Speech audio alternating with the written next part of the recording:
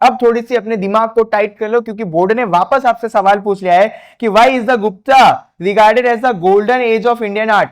Gupta period को golden age क्यों बोला गया है आर्ट के अंदर। ये बोर्ड आपसे सवाल पूछे, आंसर देते हैं। Gupta period it is called the golden age. आपका आंसर बड़ा हो सके इसीलिए फुद्दू से लाइन लिखी। Art, culture, building and literature ग्रीव। चाहे आर्ट हो, चाहे कल्चर हो, चाहे बिल्डिंग हो, चाहे लिटरेचर हो, सारी चीजों के अंदर ग्रोथ हो रही थी गुप्ता पीरियड में। हिंदू टेंपल वर बिल्ट, बहुत सारे हिंदू टेंपल्स बनाए गए गुप्ता पीरियड के अंदर। Many stupas, विहारास, चैत्यास and pillars were made. ये सारी चीजें भी बनाई जा रही थी गुप्ता पीरियड में, इसीलिए हम बोल सकते हैं कि गुप्ता पीरियड जो है वो गोल्डन पीरियड था आर्ट के अंदर। तो क्या यहाँ पे आंसर पूरा हो गया? नहीं, 3 मार्क्स का क्वेश्चन आएगा और भी आंसर लिखना पड़ेगा।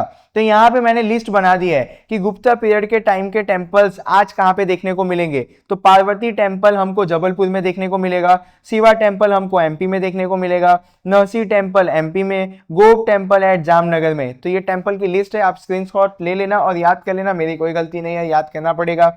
This are good example of Gupta temple architecture. आगे देखते हैं, अब गुप्ता पीरियड के अंदर स्कल्पचर्स जो बनाए गए थे उनके लिस्ट देख लेते हैं। Gupta period sculptures, Buddha statue Sarnath में मिला, लॉर्ड विष्णु का स्टैचू हमको मथुरा में मिला, महावीर स्वामी का स्टैचू हमको मिला है गुप्ता पीरियड के टाइम का।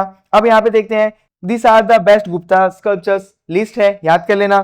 Caves are also a famous example of Gupta architecture. बहुत सारे केव्स भी बनाए गए थे गुप्ता पीरियड में और वो काफी फेमस हैं।